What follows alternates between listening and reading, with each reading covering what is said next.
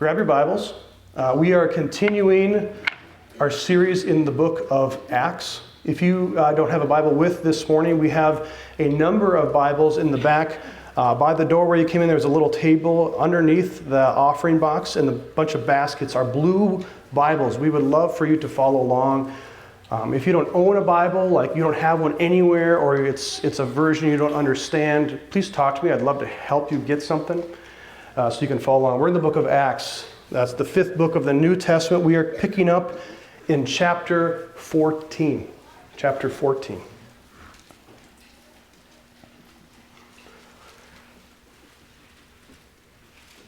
I love to hear the sound of pages turning. So yesterday, I sent my kids on a treasure hunt, on a mission to do this. So we have, in our backyard, we have a spot, a hole for a temporary or portable, like, clothesline. It's one of those square clotheslines we put up to hang out blankets and things when it's nice, because it's beautiful out right now, isn't it?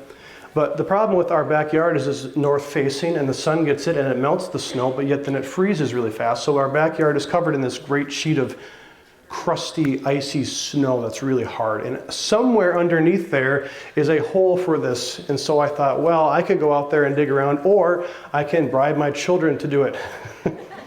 So I said, if you find it, you will get a cookie. And of course, they were absolutely at it. And soon they had shovels, and they had ice choppers and pickaxes out there, and they were going at it just like crazy, looking for this hole, trying to find it. And it was, I think it was 4 or 5 hours. They didn't always do that. I'm not a slave driver. I don't want you guys to think that. I made my kids do this. They got all their stuff out and played, because that's what we expect kids to do.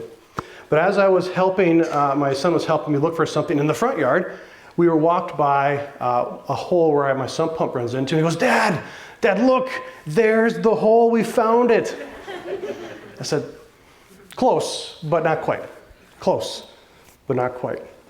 And so as I'm thinking about this last night, this morning, I'm like, I'm a pastor, so I have to turn this into some kind of illustration, right?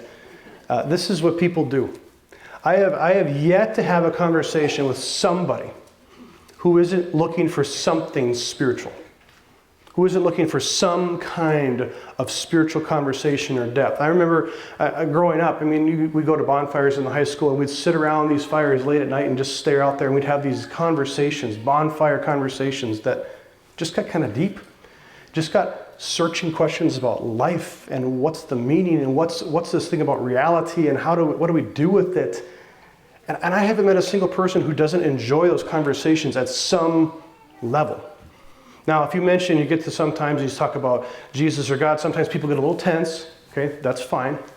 We can get to that true thing at some point. But everyone seems to be searching for something. But yet it seems like my son, he doesn't necessarily know exactly what he's looking for.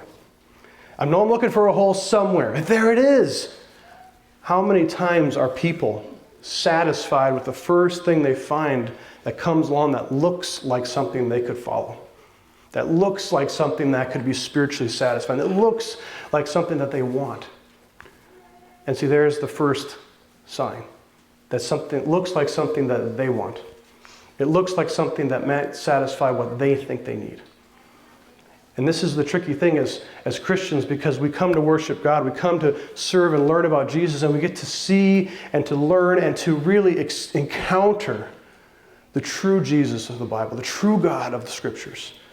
And we start to realize what truly satisfies is not what I want, but what I need. What truly satisfies is having my trust in something that I know to be true, that I know to be ultimate, that I know to be what is made the creator of everything. And instead, so often people are satisfied with less, with something that they've made in their own image, or something that they've found, or something that they've been searching for that fits them in that time, in that moment, but they're just dissatisfied with it later. We have a great, great treasure, don't we? We know Jesus. He is the one that always satisfies, the one that is truly incomprehensible, the one that is truly indescribable to its full extent. I've said it before, I don't want to serve a God I understand. Because if I understand him completely, then I have made him myself. I like serving a God who is far bigger than I can know and worship. And that's what makes him worthy of worship. But he continues, this is what I love about it, he continues to give us revelations of himself. Deeper tidbits that draw us closer, that reveal more and more about who he is. And the more and more that we follow this path, the more and more that we're growing, the more that our hearts are being transformed, our postures are being changed, the more I'm convinced that I could never go anywhere else.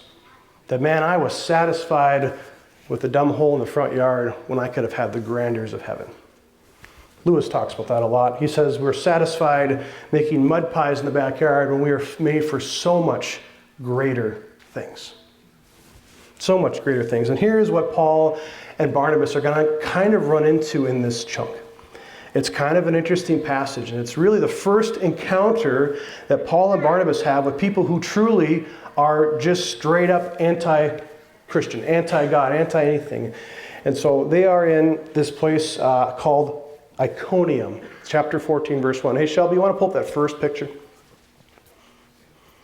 Yeah, so I know, kind of a blown up map, but we're in the country of Galatia. There's this city up there, Iconium. And notice the two other ones, Lystra and Derbe. That's where we're going to kind of have this place. They look kind of close there, but the reality is they're anywhere from 20 to 55 miles away from where they're going to be. So there's going to be a lot of traveling done in the next chunk. So just bear with me. We're going to kind of go through this, okay?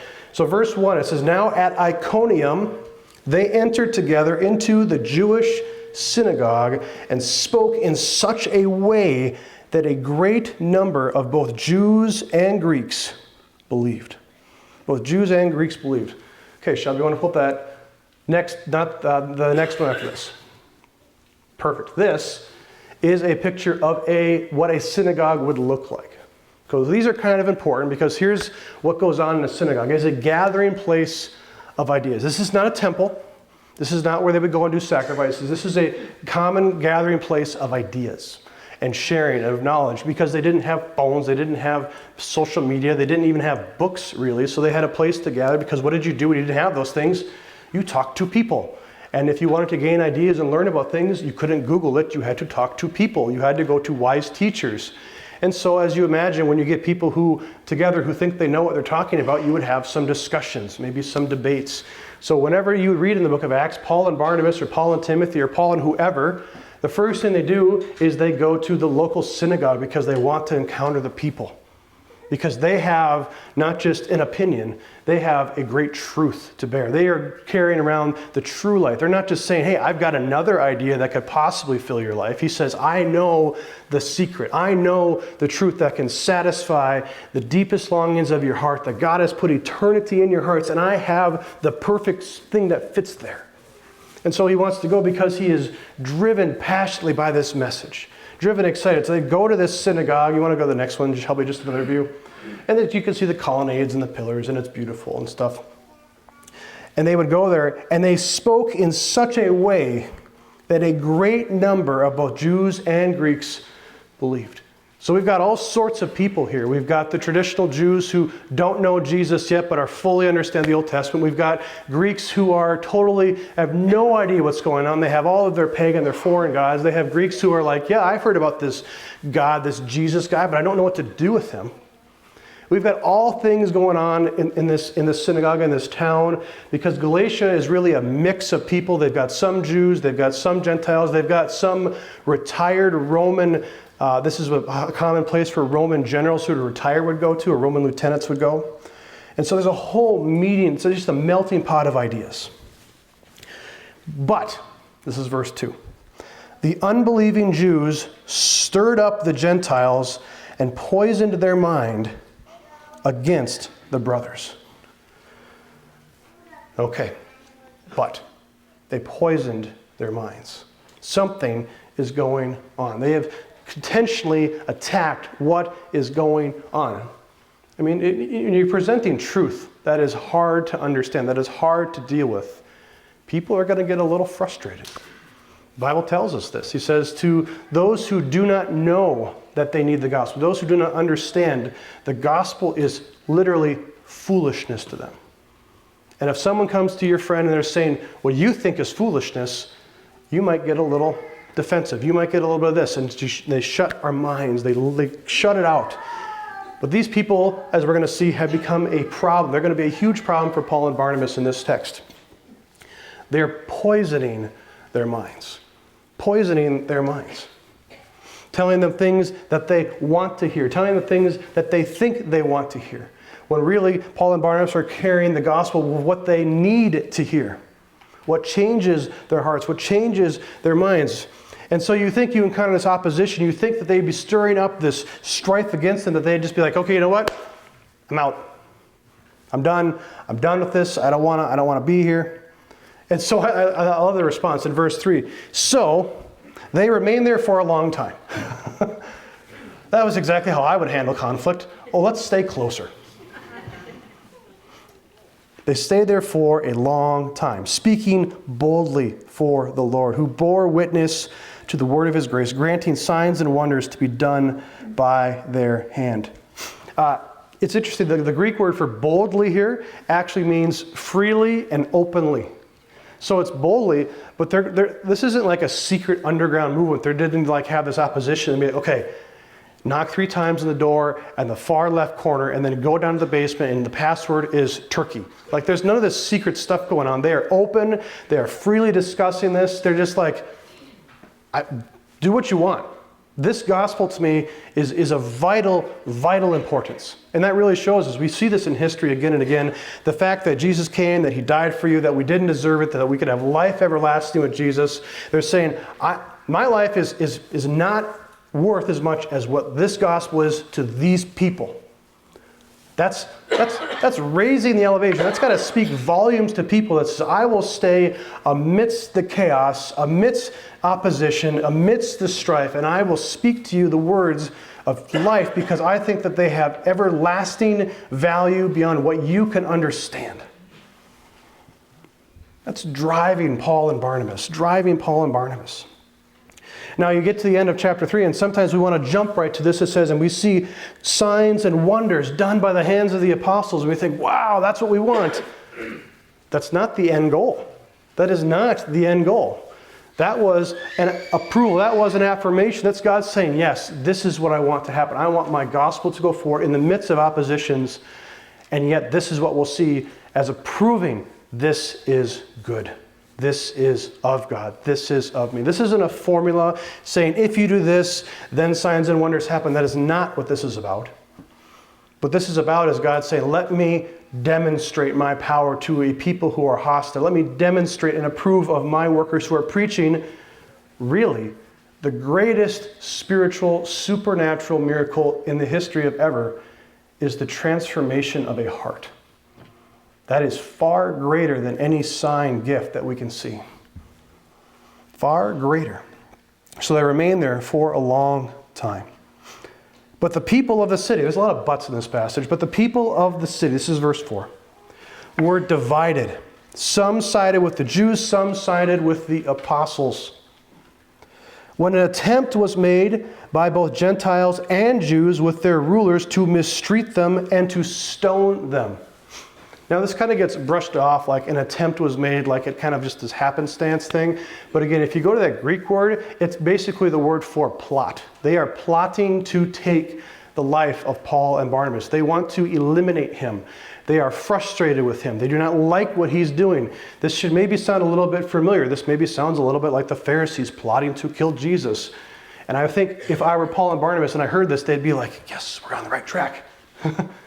Yes, we're going the right direction. They were plotting to get them. An attempt was made to mistreat them and to stone them. By the way, stoning them is like a really, really bad way to die. Stoning them, you would take the person and there would be a designated pit area with stones at the bottom, hence the stone them. And they would throw the person off of that onto the giant stones on the bottom, trying to hit their head ideally. And then they would pick up stones and then they would proceed to stone them on top of the stones. So it was this kind of intentional area of death. Not a great way to go. Really, not a great way to go. But they were plotting to do this because stoning a person, according to them in the Old Testament, it was what they did for blasphemy.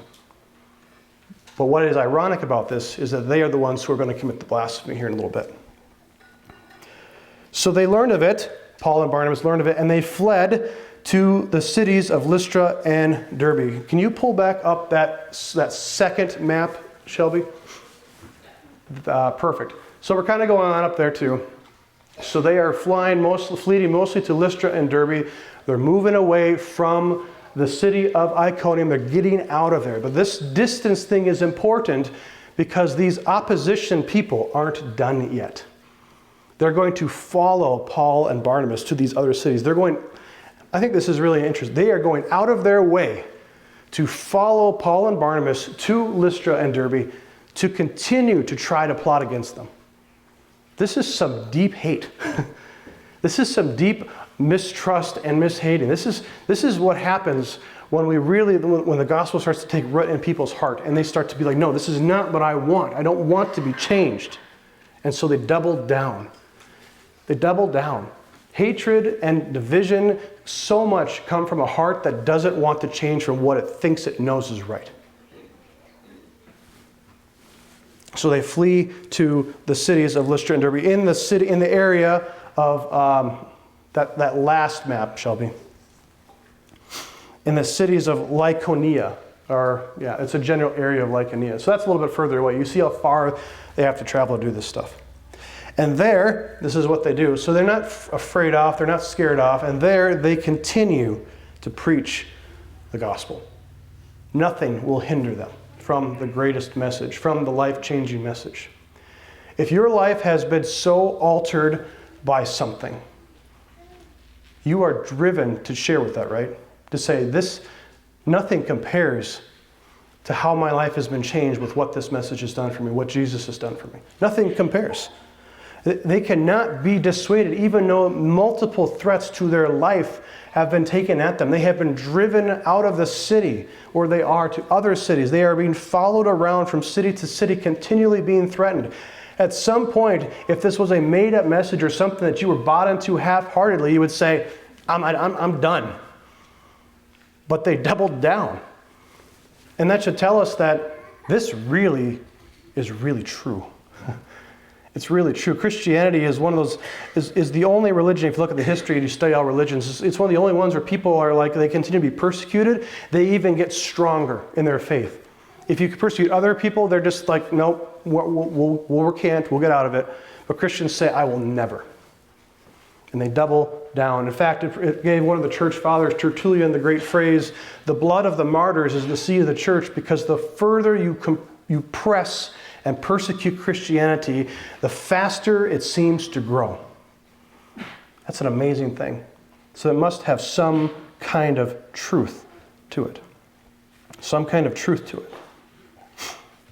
Let's go on to verse 8. Now at Lystra there was a man who was sitting, who could not use his feet. He was crippled from birth, and he had never walked. Never walked. He listened to Paul speaking, and Paul, looking intently at him and seeing that he had faith to be made well, said in a loud voice, "Stand up right on your feet." And he sprang up and began walking. Now, there are really two miracles here, okay? There are two miracles here. One is the healing of the crippled, the lameness. The second is the miracle of learning how to walk and having your muscles not atrophied away to the point where he can jump and run and walk right away. This is not just a trick. There's not just a man who was there who, you go up there and fake being sick and then he'll pray for you and this miracle will happen. No. There's a lot going on here that they are now able to do all of this thing. If this one miracle is going to display something, it's that God is the creator of life and the healer of all things. That's why we pray for healing. That's why we prayed for Larry this morning, because he can do that. He is that God. He can do those types of things. And you would think that the people of Lystra would be so overjoyed. They saw an amazing thing of God happen. An amazing thing of God. And again, here's me. If I see Paul, and I just imagine the Apostle Paul as some kind of he's like a really intense kind of guy. That's how I picture him. Like Barnabas is the laid back, chill, like, okay, yeah, no, just bear with Paul. He's kind of excitable, that kind of guy. And Paul just looks at him. And he's like, you know what, you can do it. You get up and walk as Jesus said you can. It'd just be one of those kind of, and he just does it. And he does it probably in the synagogue. He does it with public people around, not saying it's for his glory, not saying for his pride, But he wants this person, and he wants the power of Jesus. He wants ultimately the gospel of Jesus to be heard by these people. That's the point of all these, remember? And verse 11 says, and when the crowds saw what Paul had done, they lifted up their voices and said, praise God. No. The gods have come down to us in the likeness of men. This is finding the wrong hole in the front yard. This is missing it. They were looking for something entirely different. They were looking for spiritual things. They wanted some spiritual stuff, and they saw a miracle happen, and it's like they decided to not listen to a single word that Paul and Barnabas said, because we know the first thing they do when they get to every town is they go to a synagogue and they share the gospel. And it's like, you know what? Forget what he said. These must be the gods. Come down. And Paul and Barnabas, did you not hear what I said? Like there's got to be some frustration. These people are looking for something, and they're looking for God in anything. Oh man, because so often I feel like when I was growing up, I wanted to pray for something. I'm like, God, if this is really meant for you, would you make the thunder clap 3 times, and then I will absolutely go talk to that person about Jesus. Oh, okay, and that's not to your will, and I'll just keep walking. I so expect that, and how dare I first off pray like that? But that's what I wanted to do, right? That's how we wanted God to come speak to us. Because I'm looking for something. Well, I'm really sad. I'm looking for some kind of sign. God, will you give me some kind of sign? Hey, look, that rock kind of made a cross in the gravel road, so therefore you must be speaking to me. We're trying, but the reality is that's not how we should be looking for God. God has revealed himself in so many other plain ways, such as the Scripture, such as a community of believers. Look for what God is doing, but we have to look for them in the right spot. It's in the Bible. It's like the holes in the backyard. Well, I'm going to go look in the front yard. Why? Why are we looking in the wrong spot? Well, I'm looking for Jesus. It must be okay. Yeah, but he's right here. We sometimes want to look the wrong ways. And so this is what happens in Lystra. We see the miracle. We hear the gospel presentation. It must be this. It must be this. Now, to their credit, they're trying to make something out of nothing. The great Roman poet, Ovid, maybe you've heard of him, he actually in his book Metamorphosis talks about in the area of Lycaonium, 2 gods coming down and being in flesh form. He talks about this. Notice how they are, again, stealing from the great Christian idea of Jesus himself becoming flesh. Borrowing from these types of things. He has this great poem. So they were kind of looking for this, because here's what they do. They must be the gods themselves. And they said, Barnabas they called Zeus, and Paul Hermes, because he was the chief speaker, which is a nice way to say Paul ran his mouth. Paul talked more than Barnabas did. And Hermes is the messenger of the god. He's the messenger of Zeus. And Barnabas must be the main dude. So these must be the gods come down, because this is what happens in the poem. They come down. But in the poem, if you read it, they come down here and they worship him. The people who find him, they say, now we're going to make your house. And they go and they make it into this temple to Zeus and Hermes. And they make the people these grand, rich priests in their temple. And anyone who doesn't believe in them, they crush their houses into dust.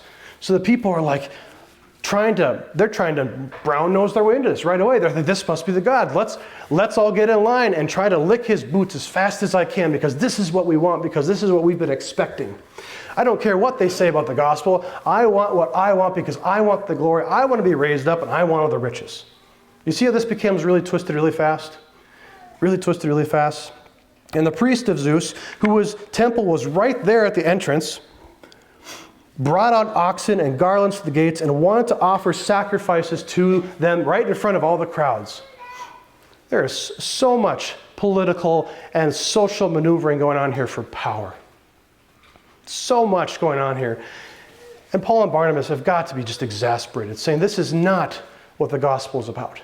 The gospel is not about gaining for yourself. It is not about maneuvering for power. It is not about trying to make yourself look better in the realm of people.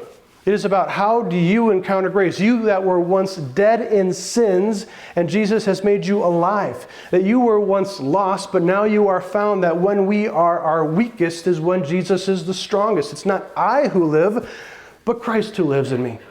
All of these changes, these transformations that Jesus comes down and he says, I became flesh, but he doesn't do it so that he can crush people. He did it so that he can defeat death. So that he can defeat death and take care of sin forever, so that we might be the undeserved benefactors of the grace that he gives us in saying, and you, for those who believe in me, will reign with me in heaven forever. There's a far difference in what the agenda is here. What the agenda is here. And I had this thought. How easy would it have been for Paul and Barnabas to be like, yep, you're right. Worship me. Worship me. I would think it would maybe be a little fresh in their minds because only 2 chapters ago, Herod says the same thing. They say, oh, Herod, your speech is just like the gods. And he goes, yes, it is. And an angel comes down and strikes him dead. No one will take glory from God. So Paul and Barnabas respond amazingly well. But when the apostles Barnabas and Paul heard of it, they tore their garments, which is a sign of blasphemy and weeping and just absolute sadness. They tore their garments, rushed into the middle of the crowd, and started crying out, "Men, why are you doing this? Why are you satisfied with that which is never going to satiate your soul? Why are you putting your trust in something that is what you want and is man-made when we are offering you the greatest gift of eternity ever provided? Why are you satisfied with your own thoughts at helping yourself when we have hope eternal?" That's something we've learned in the last years, is that Christians have hope so much more than others do. Why are you doing this? We are also men. And I love this about them, the humility that they approach this. They were just called gods 30 seconds ago. We're also men, just like you.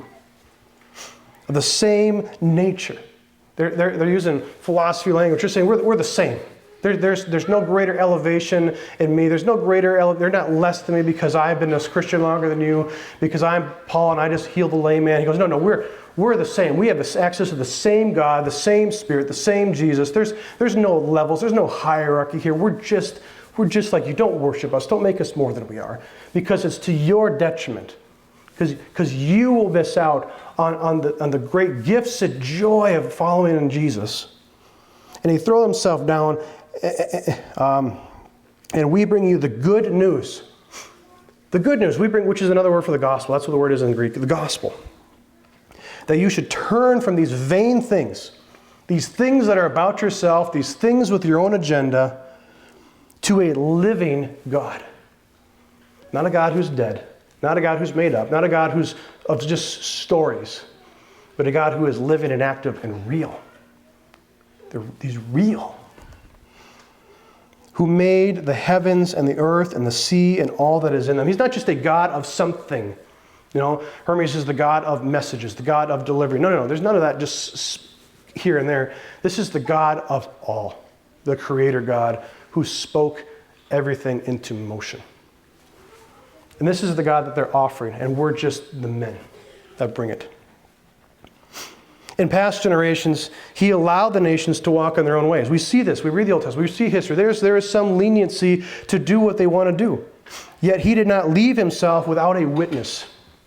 God continually left people to show and to share what he is doing. To say, this is not how you should live. This is not how you should walk. There is a greater goal. There's a greater person. There's a greater being. And he did so by also leaving the prophets the word, people to share. But he also did it by just the sense of, from heaven and fruitful season, they're satisfying your hearts with food and gladness. If you look around, where does anything ever come from? We sometimes take for granted, like, oh, look, fruit, it's delicious. I'm so glad I went to the store and bought it. But he's saying, aren't you glad that God provides the rain and the crop and sustenance and life?